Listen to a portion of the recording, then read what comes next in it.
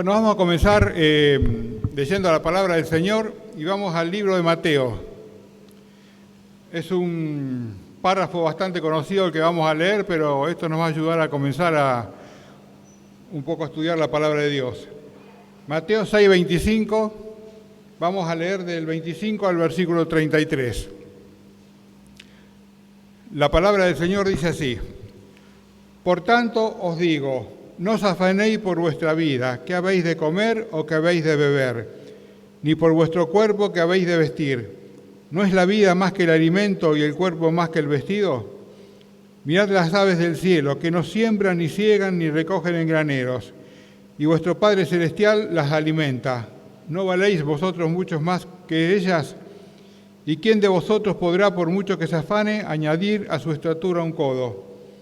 Y por el vestido, ¿por qué os afanáis? Considerad los lirios del campo, cómo crecen, no trabajan ni hilan. Pero os digo que ni aun Salomón con toda su gloria se vistió así como uno de ellos. Y si la hierba del campo que hoy es y mañana se echa en el horno, Dios las viste así, ¿no hará mucho más a vosotros, hombres de poca fe? No os afanéis pues diciendo, ¿qué comeremos o qué beberemos o qué vestiremos? Porque los gentiles buscan todas estas cosas, pero vuestro Padre Celestial sabe que tenéis necesidad de estas cosas. Mas buscad primeramente el reino de Dios y su justicia, y todas estas cosas os serán añadidas. Un poco el versículo clave, me parece, de todo este párrafo que hemos leído es el 33, que dice: mas buscad primeramente el reino de Dios y su justicia, y todas las demás cosas os serán añadidas. Acá está hablando el mismo Señor Jesucristo diciendo de el cuidado y la atención que tiene Dios para todos sus hijos. O sea que el Señor Jesucristo, Dios, sabe que tenemos una necesidad de comer, una necesidad de vestirnos y muchas otras necesidades como la salud, muchas otras cosas que necesitamos a diario para poder seguir viviendo acá en la tierra. Y el Señor está cuidando todo eso. El Señor tiene cuidado de eso porque sabe que necesitamos todo eso. Pero ¿cuál es la condición que pone primero? Buscar primeramente el reino de Dios. O sea que busquemos primero el reino de Dios y todo lo demás va a ser añadido. En esta semana que ya termina un año me estaba acordando de cuando yo conocí al Señor, que fue en el año 75, en una iglesia de hermanos libres que se llama Ludueña. Era una iglesia un poco más chica que esta, pero con un gran fundamento bíblico y una gran, podemos decir, educación cristiana. Y me acuerdo que en esa época había pocas iglesias, pocas denominaciones. Estaban los pentecostales de calle 27 de febrero, estaban los nazarenos, los bautistas, los hermanos libres, y creo que los metodistas, pero había muy pocas iglesias. Y un poco los creyentes en esa época éramos vistos un poco como bicho raro, ¿no? No era algo normal que una persona sea evangélica. Y como dije antes, había muy pocas iglesias y la mayoría de las iglesias estaban denominadas por el barrio donde estaban, como la iglesia nuestra de acá se conoce como Barrio Chesortu. Pero han pasado los años, casi 45 años, y vemos cuando caminamos por la calle que hay muchas iglesias. O sea, cada 2 cuadras vemos una iglesia. ¿Y qué nos llama la atención de esas iglesias que podemos ver? Los carteles que tienen afuera. Los carteles que tienen afuera esta iglesia, ¿qué dicen? Acá hay sanidad, acá hay prosperidad, acá Dios te da salud, acá Dios te da esto, acá Dios te da lo otro. O si no, dicen, bueno, esta es la iglesia del pastor no sé, fulano de tal, del apóstol fulano de tal, o del profeta fulano de tal. O sea, cambió mucho el concepto de iglesia para esas personas. Y vemos cómo estas iglesias se han ido un poco desviando del verdadero evangelio. Han enseñado un evangelio erróneo, donde tiran por tierra todo lo que dijo acá el Señor. Empiezan primero por la segunda parte, donde dice que todas las cosas serán añadidas. Es lo primero que enseñan. Y vemos que en esos carteles, si queda un lugar, en el cartelito que ponen afuera, abajo chiquitito ponen Jesús salva. O sea, lo más principal que tiene que recibir el hombre pasa a segundo plano. Y vemos que esa iglesia aparece en un puesto político, un puesto de gobierno, donde dice, vení, te damos esto, pero no te piden nada. Te ofrecen planes, salud, pero no te ofrecen nada. No te piden nada a cambio. Y ese es el gran problema que han surgido con estas iglesias. Muchos podrán decir, está bien, es una buena excusa, la gente viene y bueno, le hablamos de sanidad, de liberación, le hablamos de esto y bueno, también le hablamos del Señor. Pero ¿qué le están hablando del Señor? Están predicando un evangelio equivocado, un evangelio que no lleva a la verdad, un evangelio que no conduce directamente al Señor. ¿Y cuáles son las consecuencias de todo esto?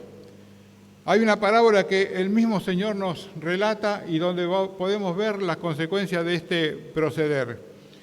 Vamos, por favor, a leer Mateo 22, comenzando del versículo 2 hasta el versículo 14. Es una parábola muy conocida del Señor, pero que nos lleva también a alertarnos a nosotros de todo esto. Dice así, el reino de los cielos es semejante a un rey que hizo fiesta de boda a su hijo. Y envió a sus siervos a llamar a los convidados a las bodas, mas estos no quisieron venir. Volvió a enviar a otro siervo diciendo, decid a los convidados, he aquí, he preparado mi comida, mis toros y animales. Engordados han sido muertos, y todos están dispuestos, venid a las bodas. Mas ellos, sin hacer caso, se fueron, uno a su labranza y a otros a sus negocios. Y otros, tomando a los siervos, los afrendaron y los mataron. Al oírlo el rey se enojó y enviando sus ejércitos destruyó a aquellos homicidas y quemó su ciudad. Entonces dijo a sus siervos, la boda a la verdad está preparada, mas los que fueron convidados no eran dignos. Y pues a la salida de los caminos y llamad a las bodas a cuanto hallareis. Y saliendo los siervos de los caminos juntaron a todos los que hallaron, juntamente malos y buenos, y las bodas fueron llenas de convidados.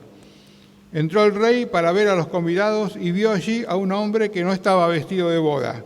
Y le dijo, amigo, ¿cómo entraste aquí sin estar vestido de boda? Mas él enmudeció. Entonces el rey dijo a los que le servían, atarle de pies y manos y echarle a las tinieblas de afuera. Allí será el lloro y el crujir de dientes, porque muchos son llamados y pocos escogidos. Me gustaría un poquito analizar la segunda parte de la parábola que hemos leído. Y podemos un poco imaginarnos, ¿no? Nadie de los que el rey había invitado primeramente quiso ir a la boda, todos buscaron excusas. Entonces los sirvientes dice que fueron y empezaron a buscar gente de afuera. Dice que lo malo y lo bueno fueron entrando a la boda esa. O sea, entraron gente pobre, gente humilde, gente mal vestida, gente sucia. Fueron todos invitados a esa boda. Y llegó el momento de la boda, llegó el momento que todos se congregaban para poder participar de esa cena, de esa comida. Entonces podemos imaginarnos a la mesa larga y entra el rey, con su corte, con todo, y empieza a mirar y a recorrer a todos los que estaban invitados. Y todos los invitados, por lo que dice acá, estaban todos bien vestidos para la boda. Pero había uno que dice que no estaba vestido dignamente para la boda. ¿Y qué pasó? El rey se le dirige y vemos cómo le dice, amigo.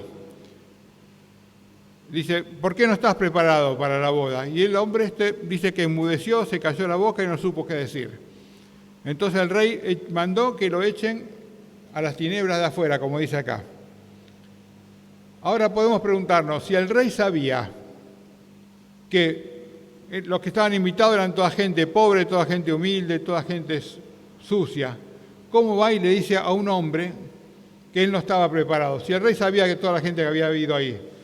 Pero en esa época había una costumbre de que cuando el rey invitaba a una comida grande así, si había gente que no estaba, podemos decir, bien vestida para la boda, el mismo rey, la misma corte del rey se encargaba de darle una ropa adecuada. Y eso pasó con este hombre. Este hombre, por ignorancia o por no sabemos por qué, no se fue a vestir correctamente para estar en esa boda. Y eso es un poco con lo que está pasando con todo este falso evangelio que se está dando. Se está invitando a la gente a la boda, pero no se le está enseñando cómo tiene que presentarse a esa boda. le están enseñando cómo tienen que presentarse al Señor. Acá dice que esta persona no estaba vestida adecuada para esa boda, para esa fiesta.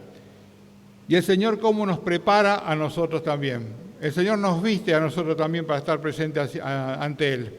Hay un versículo que está en Apocalipsis 7:9, dice: después de esto miré, y aquí una gran multitud, la cual nadie podía contar, de todas las naciones, tribus, pueblos y lenguas, que estaban delante del trono y en la presencia del Cordero, vestidos de ropas blancas y con palmas en las manos.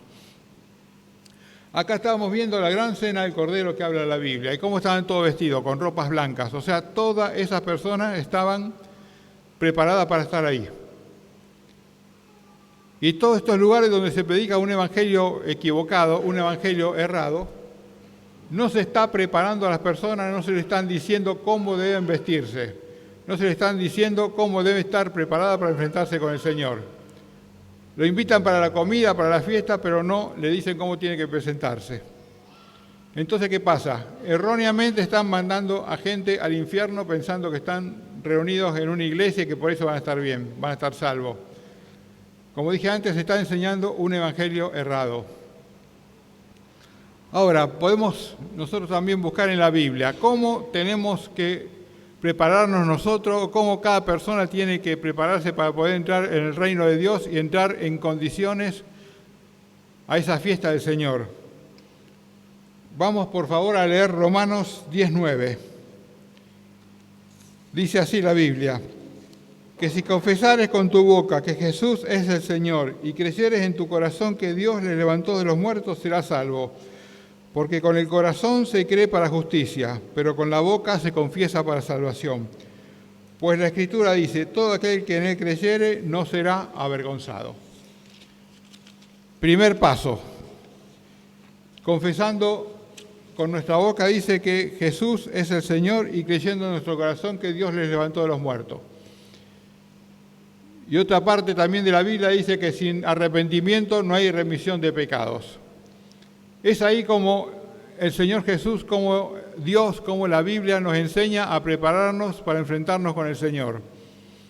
O sea, reconocer nuestra situación ante Dios, reconocer que como esas personas somos pordioseros, somos gente sucia, somos gente que no estamos en condiciones para presentarnos ante el Rey. Entonces, ¿qué va a hacer el Rey? El Rey nos da la ropa limpia, el Rey nos da las condiciones para estar frente a Él.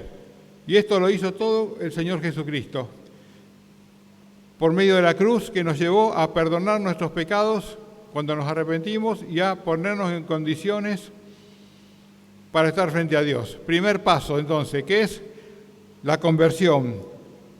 Es decir, estar en condiciones, nuestra vida, nuestro espíritu, estar presente con el Señor. Pero ¿qué viene después de esto? Vamos a Juan 4:23, dice: mas la hora viene y ahora es cuando los verdaderos adoradores adorarán al Padre en espíritu y en verdad, porque también el Padre tales adoradores busca que le adoren.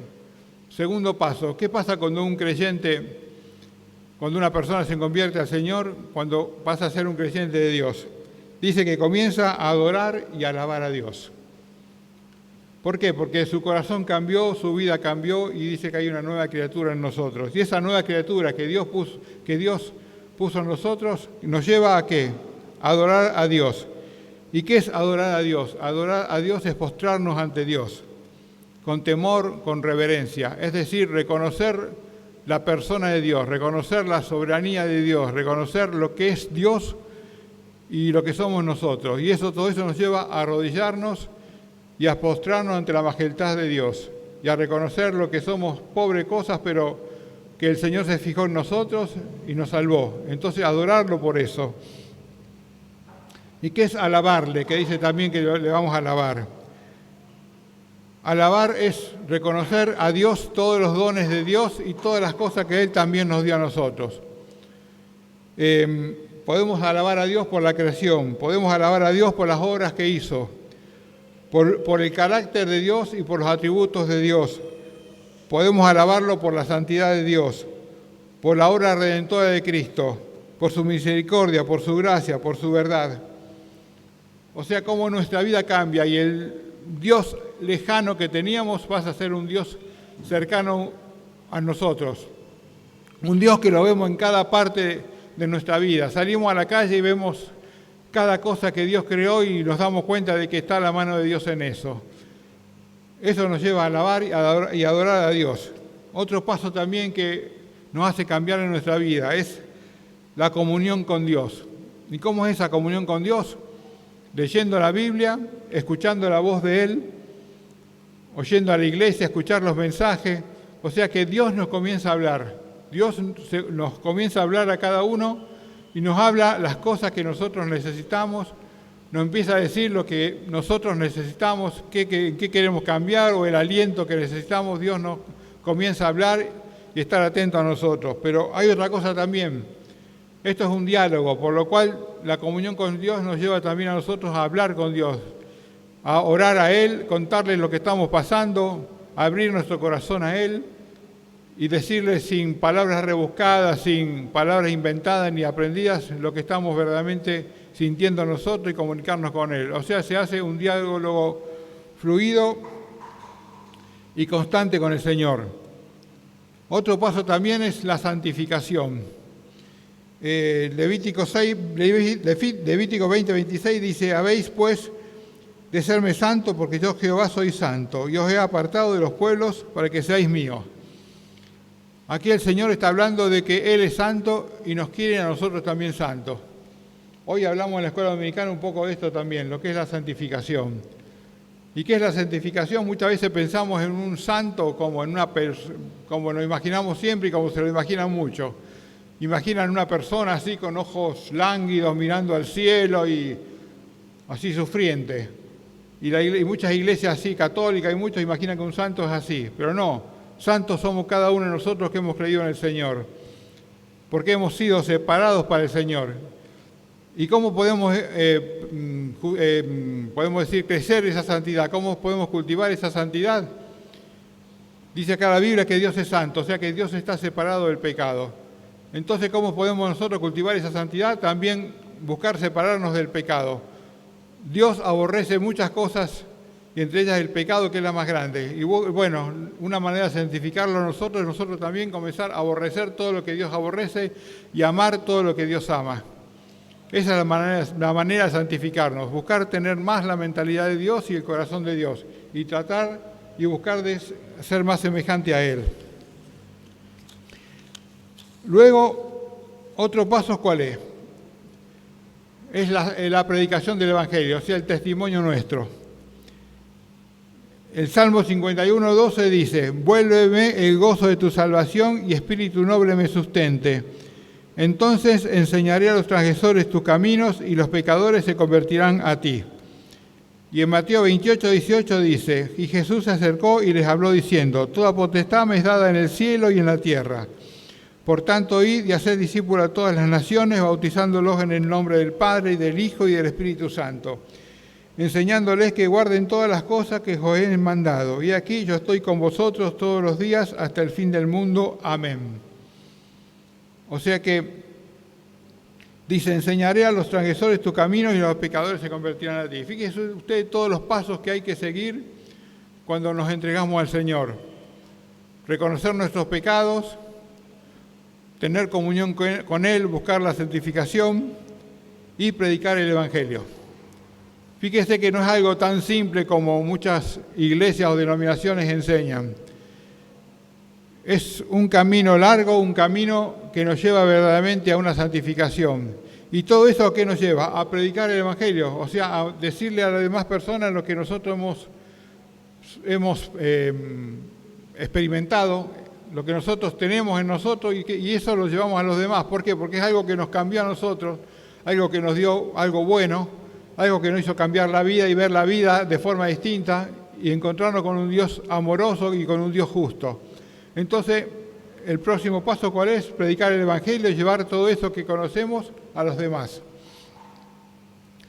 Y eso es algo que tenemos que hacer cada uno de nosotros, no está limitado al pastor o diácono o a cualquiera, sino a todos nosotros que tenemos el trabajo de llevar este Evangelio a los demás y a ser testigo del Señor.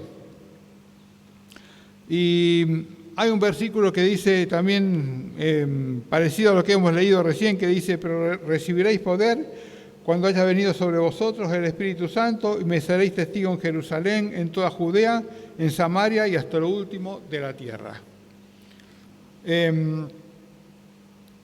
Recién me comentaba un poquito que cuando conocí al Señor hace 45 años, que fui a una iglesia que estaba bien fundamentada a lo que es la palabra de Dios. Y hace unos 20 años más o menos que estamos con mi esposa y con mi hija en esta iglesia. Y nos hemos encontrado con otra iglesia también que está fundamentada en la roca de la palabra de Dios. Gracias al Señor, la iglesia de Echesortu es eso. Está basada en la palabra de Dios. Y tanto la escuela dominical como las reuniones son todo como fundamento de la palabra de Dios y la salvación por medio de Jesucristo. Y es una iglesia que trabaja dentro del templo y es una iglesia que, como todos sabemos, metió cuña, vamos a decir, de evangelismo en otros lados, como es el pasaje Casela, como es Embajadores del Rey o Acebal, o también tenemos otros misioneros como Nacho, como Carlitos, como el hermano Mesa, que están trabajando en otros lados y han sido miembros de nuestra iglesia.